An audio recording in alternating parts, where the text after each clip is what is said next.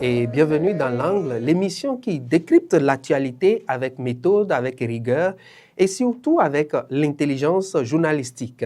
Ici, nous ne sommes ni juges, ni accusateurs, ni porte-parole de qui que ce soit. C'est l'intelligence journalistique qui vous aide à comprendre tout ce que l'on voit, ce que l'on entend et surtout ce que l'on ne vous dit pas toujours. Car derrière chaque information se cachent des faits, des chiffres, des acteurs, des causes et plusieurs angles de traitement. Et aujourd'hui, nous allons nous intéresser à un sujet que tous les Béninois ressentent au quotidien, la hausse du coût de la vie.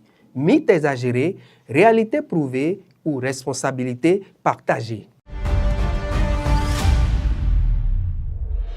Encore une fois, bienvenue dans l'Angle. On commence. Posons le contexte pour comprendre cette hausse du coût de la vie. Dans les marchés, les prix montent. Dans les boutiques, les prix montent. Dans les transports, les prix montent aussi. Les familles réduisent leurs portions, les ménagères comparent, hésitent, renoncent et beaucoup se demandent pourquoi tout est devenu si cher au Bénin.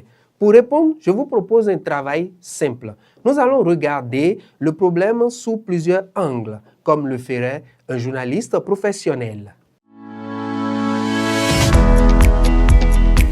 Maintenant, regardons le problème sous l'angle économique interne.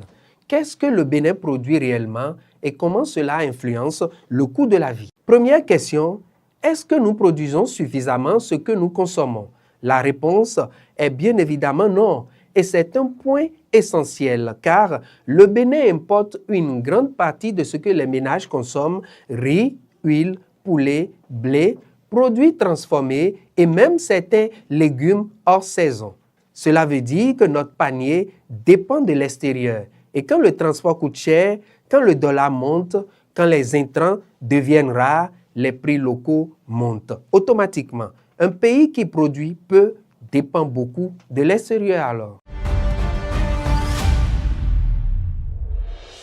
Deuxième angle à explorer, la crise mondiale des prix qui nous touche directement et voici comment. Nous vivons dans un monde connecté et depuis 4 ans, le monde traverse des crises successives. Le Covid-19 qui a bloqué les ports, la guerre en Ukraine qui a fait exploser le prix du blé, du pétrole, du gaz et des engrais, la montée du dollar qui renchérit toutes les importations africaines. Le Bénin ne vit pas sur une autre planète, bien évidemment. Ce que nous payons au marché aujourd'hui est souvent décidé à plusieurs milliers de kilomètres d'ici.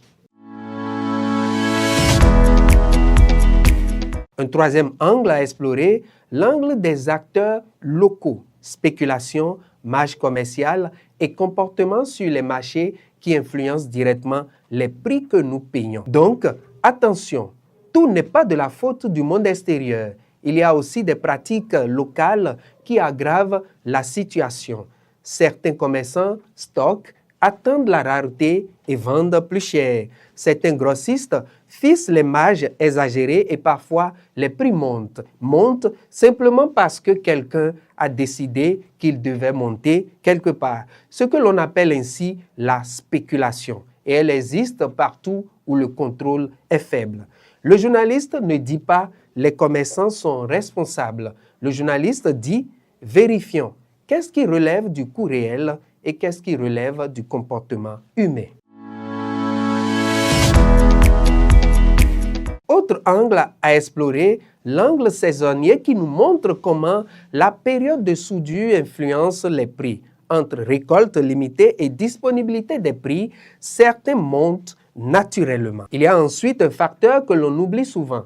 Le Bénin est un pays agricole. Le Bénin est un pays agricole et surtout saisonnier.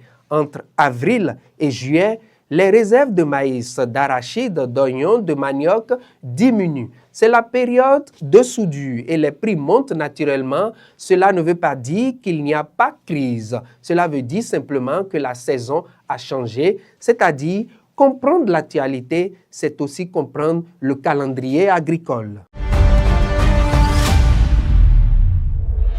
Venons-en à l'angle politique qui nous permet de voir le rôle de l'État. quelles sont les mesures qui sont prises, qui sont mises en place pour contrôler les prix, soutenir les ménages et protéger les ménages, protéger les producteurs et quel impact ont-elles réellement sur le quotidien des Béninois?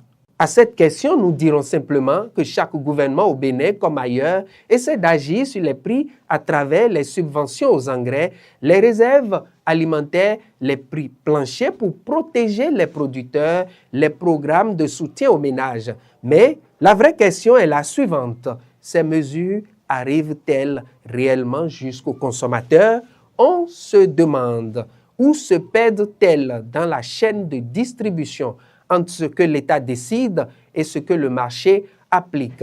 Il y a aussi parfois un long voyage et c'est là que le rôle du journaliste devient crucial. Observer, vérifier et surtout comparer. Alors, passons maintenant à l'angle social qui s'intéresse aux familles. Comment la hausse des prix affecte leur quotidien, leur alimentation, leur budget et parfois leur bien-être. Derrière les chiffres, il y a des vies. La hausse du coût de la vie entraîne bien évidemment une réduction de la qualité alimentaire, un stress constant dans les familles et des dettes entre proches, des abandons scolaires, des tensions dans les foyers. Le journaliste doit se souvenir que l'économie n'est pas une abstraction, c'est la vie quotidienne. Une hausse de 100 francs pour certains, ce n'est pas un détail, c'est une souffrance. Venons-en au regard du journaliste qui nous invite à poser les bonnes questions. Qui gagne? Qui perd? Et surtout, quelles sont les bases que nous pouvons poser sur lesquelles nous pouvons également nous appuyer pour comprendre la hausse du prix de la vie? Alors, que doit dire un journaliste face à cette situation? 3 questions principales. Qui gagne quand les prix montent? Qui perd? Et sur quels faits pouvons-nous nous appuyer? Car un journaliste n'est pas un amplificateur de colère. Un journaliste est un chercheur de cohérence. Il doit faire la différence entre la perception, la rumeur et la réalité. Pour résumer, la hausse du coût de la vie au Bénin n'est ni un mythe, ni une fatalité. Elle résulte d'un mélange complexe, dépendance aux importations, chocs mondiaux, pratiques locales, saisonnalité et politiques publiques parfois insuffisantes. Changer d'angle, c'est comprendre que le problème n'a pas une seule cause et donc qu'il n'y aura pas une seule solution à trouver. Merci d'avoir suivi ce premier numéro de l'Angle. Chaque semaine, nous prendrons un sujet d'actualité et nous vous montrons comment le journaliste le traite, comment il le vérifie et comment il transforme une opinion en compréhension, parce que comprendre, c'est déjà avancer. Et comprendre ensemble, c'est avancer en société. Je suis Thierry Ochung. Merci de votre fidélité. À la semaine prochaine pour un nouveau numéro de votre émission Langue.